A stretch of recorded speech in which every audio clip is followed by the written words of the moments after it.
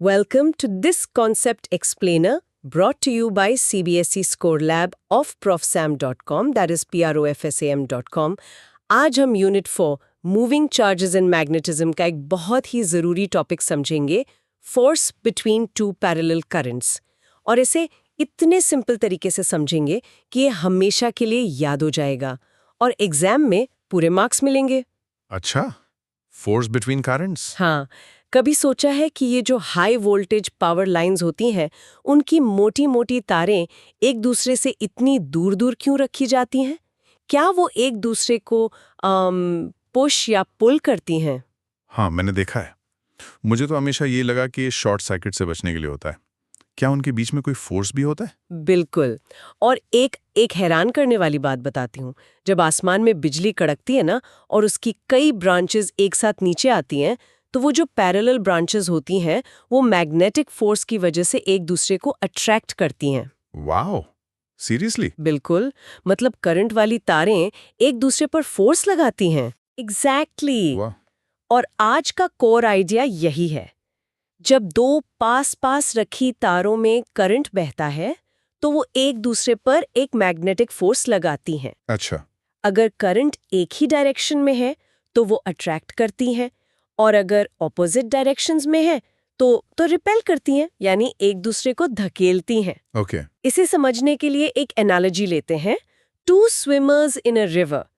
सोचो, 2 स्विमर्स है, नदी में एक ही डायरेक्शन में तैर रहे हैं, तो उनके बीच जो पानी है, वहां का प्रेशर कम हो जाता है और वो एक दूसरे की तरफ खिंच जाते हैं।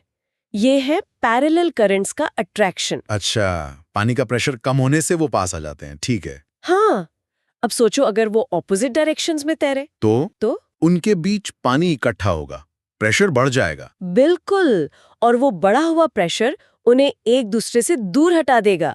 ये है एंटी पैरेलल करंट्स का रिपल्शन। अच्छा, तो करंट्स का डायरेक्शन ही तय करता है कि फोर्स अट्रैक्टिव होगा या रिपल्सिव। परफेक्ट। अब इसका एक मेंटल इमेज बनाओ। 2 पैरेलल वायर्स हैं, उनमें ब्लू कलर का करंट बह रहा है। हर वायर के चारों तरफ रेड सर्कल्स में मैग्नेटिक फील्ड घूम रहा है। जब दोनों में करंट सेम डायरेक्शन में है, तो तारों के बीच में फील्ड सर्कल एक दूसरे को सपोर्ट करते हैं और तारों को ऐसे पास खींचते हैं। ओके, ये इमेज हेल्प कर रही है। चलो, अब देखते हैं कि एनसीईआरटी इस बारे में क्या कहती है। क्या तुम फोर्स पर यूनिट लेंथ का फॉर्मूला पढ़ सकती हो? जी, एनसीईआरटी सेक्शन 4.8 इक्वेशन 4.19 के अनुसार force per unit length FBA का फॉर्मूला है। FBA equals to μ0 IAIB 2 pi d. Okay. The ampere is the value of that steady current which, when maintained in each of the two very long straight parallel conductors of negligible cross-section and placed 1 meter apart in vacuum, would produce on each of these conductors a force equal to 2 into 10 to the power minus 7 newtons per meter of length. ये formula आया कहाँ से? थोड़ा simple करके समझा सकते हैं? जरूर। ये 5 सिंपल स्टेप्स में समझो। स्टेप 1, पहली वायर ए, जिसमें करंट IA है, वो अपने चारों ओर एक मैग्नेटिक फील्ड BA बनाती है। ठीक है, तो वायर ए ने अपना फील्ड बना लिया। हाँ। स्टेप 2, दूसरी वायर B, जिसमें करंट IB है, वो इस BA फील्ड के अंदर रखी है। ओके। स्टेप 3, हमने पिछले टॉपिक्स में पढ़ा है कि जब भी कोई करंट कैरिंग वायर एक मैग्नेटिक फील्ड में होती है, तो उस पर एक फोर्स लगता है।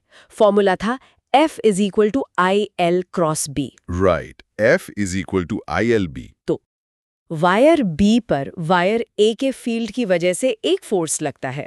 और राइट हैंड रूल से पता चलता है कि पैरेलल करंट्स के लिए ये फोर्स अट्रैक्टिव होता है। ठीक है, तो A ने B को खींचा। हाँ, और step 5, Newton's third law.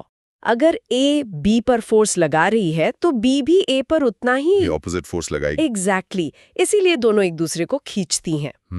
Hope everything is clear so far. This concept explainer is from profsam.com, that is profsam.com. चलो, एक छोटा सा एग्जाम्पल करते हैं।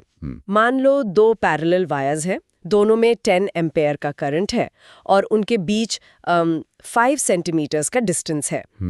फोर्स पर यूनिट लेंथ कितना होगा? फॉर्मूला था FL is equal to mu naught I1 I2 2 pi D. Correct.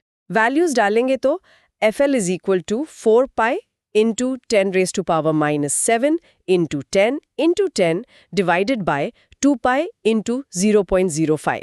इसे सॉल्व करेंगे तो 4 पाई और 2 पाई कैंसिल होके 2 बचेगा। ये आएगा 4 इंटू 10⁻⁻4 न्यूटन पर मीटर और ये अट्रैक्टिव फोर्स होगा। 4 इंटू 10⁻⁻4? ये तो बहुत छोटा फोर्स है। हाँ, अभी छोटा है, लेकिन पावर लाइंस में जहाँ करंट सैकड़ों एम्पियर होता है, ये फोर्स बहुत सिग्निफिकेंट हो जाता है। और याद रखना, ये टॉपिक सीधा एम्पियर्स लॉ और magnetic force on a conductor से जुड़ा है। ओके। चलो अब वो गलतियां देखते हैं जो स्टूडेंट्स अक्सर करते हैं। Silent killers. गलती नंबर 1, स्टूडेंट्स सोचते हैं कि फोर्स डिस्टेंस के डायरेक्टली प्रोपोर्शनल है। F proportional D। अच्छा। सही क्या है? फोर्स डिस्टेंस के इन्वर्सली प्रोपोर्शनल है।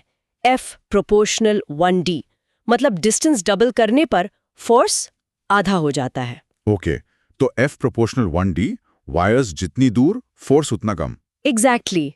अब गलती नंबर 2, स्टूडेंट्स चार्जेस वाले कॉन्सेप्ट से कंफ्यूज हो जाते हैं। वो सोचते हैं लाइक रिपेल्स लाइक, हाँ तो उन्हें लगता है कि पैरेलल करंट्स जो एक जैसे हैं वो रिपेल करेंगे। हाँ, ये गलती तो हो सकती है। जबकि सही क्या है? यहाँ उल्टा है। Parallel currents attract and anti parallel currents repel. Got it. Parallel मतलब अट्रैक्शन, एंटी पैरेलल मतलब रिपल्शन। परफेक्ट। अब इसे याद रखने का एक सिंपल तरीका है, एक निमोनिक है, PAR, पैरेलल अट्रैक्ट्स। PAR। हाँ, PAR फॉर पैरेलल अट्रैक्ट्स। तो इसका उल्टा एंटी पैरेलल रिपेल्स अपने आप याद रहेगा। ये अच्छा है। PAR। दूसरा है एक जेस्चर। वायर 1 के लिए अपना राइट हैंड थंब करंट की डायरेक्शन में रखो। तुम्हारी मुड़ी हुई उंगलियां मैग्नेटिक फील्ड की डायरेक्शन बताएंगी। अब वायर 2 पर फ्लेमिंग्स लेफ्ट हैंड रूल लगाओ तो तुम्हें फोर्स की अट्रैक्टिव डायरेक्शन मिल जाएगी। ओके, करके देखना पड़ेगा। और वो स्विमर्स वाली एनालॉजी तो है ही, सेम डायरेक्शन में तैरने वाले स्विमर्स पास आते हैं। एग्जैक्टली। तो आज की चर्चा को 3 पॉइंट्स में समराइज करते हैं। पॉइंट 1, 2 पैरेलल वायर्स में करंट अगर सेम डायरेक्शन में हो तो वे अट्रैक्ट करती हैं और ऑपोजिट डायरेक्शन में हो तो रिपेल करती हैं। बिल्कुल सही। पॉइंट 2, उनके बीच फोर्स पर यूनिट लेंथ का फॉर्मूला है FL is equal to mu naught I1 I2 2 pi D. Perfect. And finally point 3, इसी फोर्स को यूज करके करंट की SI यूनिट द एम्पियर को डिफाइन किया गया है। ब्रिलियंट, एकदम सही समरी।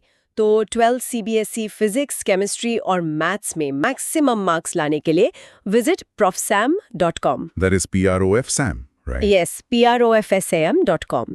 अगली बार तक कीप लर्निंग,